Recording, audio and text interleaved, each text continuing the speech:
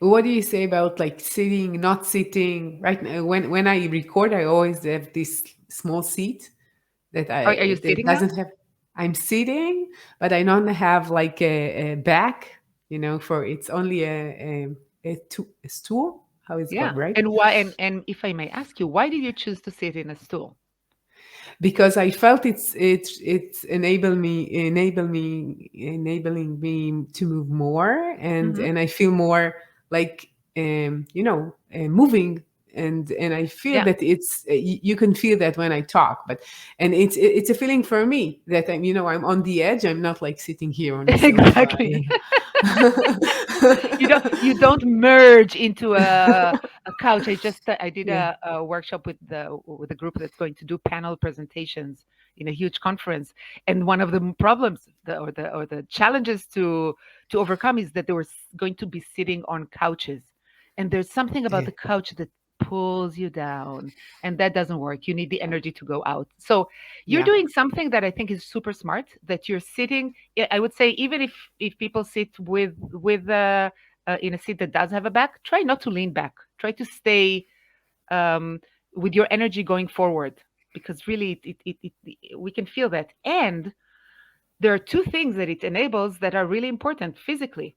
What you're doing now is you're allowing your full vocal range to be accessed, because you're leaving. Think about your voice is like, or your body is like a guitar. So you want to have that whole box, your neck and your chest all aligned and all, so you can access your full voice. Voice is super important, especially on virtual, but not only. And you can breathe, you can feel your lungs, because if you sit back, you constrict the ability to breathe. And we started off by saying breathing is yeah, as important as storytelling. yeah, yeah, But yeah. It it's is. really it what will calm us down. It's what will allow the voice to come out. Breathing is really super super important when we communicate. Yeah, and what about the people who are just standing? They have this. Great. Standing You think desks. it? Yeah, it's Why like. not? Do you feel it? Excellent.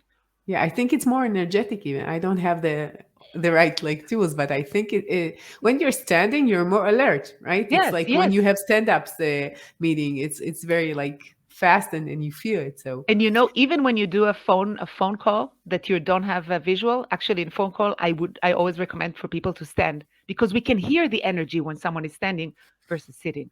Another thing yeah, we hear is smiling. We can hear when a person is smiling. We can actually hear that. yeah. So that's something you can easily do on virtual. Yeah, I like a year ago, something like that. I created a voice interface design course, and I had the one part about what can we know about only from hearing. We know Ooh. how tall is a person, what's his size, because we know the posture of the body, and we know so much. Not only like men, women, and all that. We know so much information. If somebody is sick, we know from the way he's breathing. And there are parts like AI trying to understand and recognize patterns of breathing from the voice, and see maybe Oh, even. wow. Yeah, it's really interesting. I wanted to ask you, because we're two women talking about speaking in public, and we know that there are not so many women out there. Hmm. And I want to contradict it on the other side, that we know that usually women are really good speakers. They know how to talk. They talk much more than men in usual days, right? So why don't they do this as a professional speaker on stages? What is really preventing them from doing it?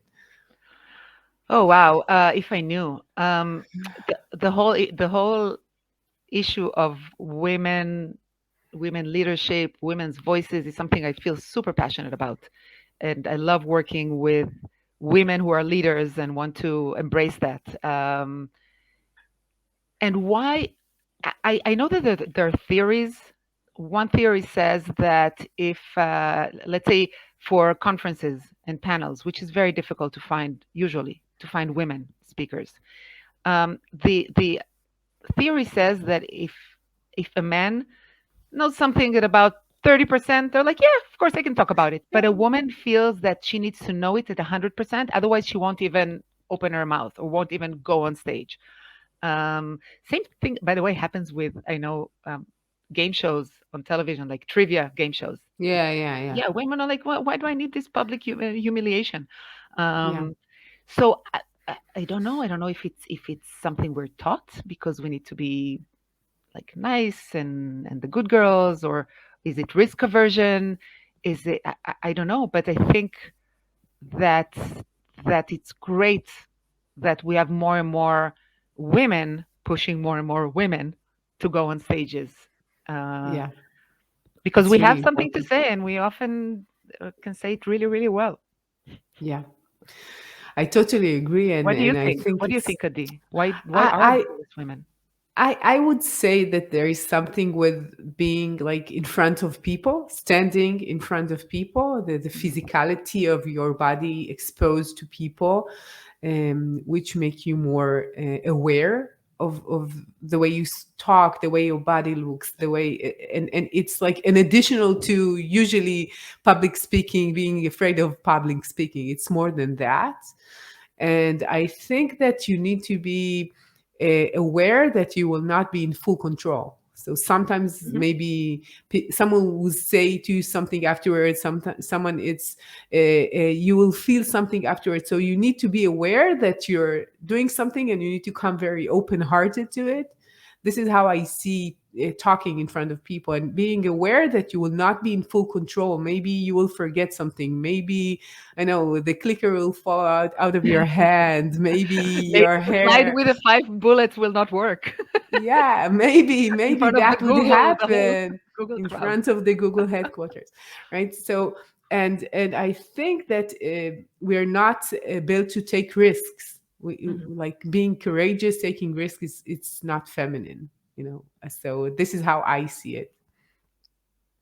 Yeah, who knows? Maybe Yeah, it's also a hunter gatherers gone wrong because the hunters needed to go and hunt, and the women stayed and like took care of minimizing risk. But I don't know. I'm just yeah. making up a complete Who because knows? that's another thing to remember as communicators is that our brains may, or our audience's brain will try to make sense and make a story, because that's just how we Yeah. work. So it's better that we make the sense for the audience than that they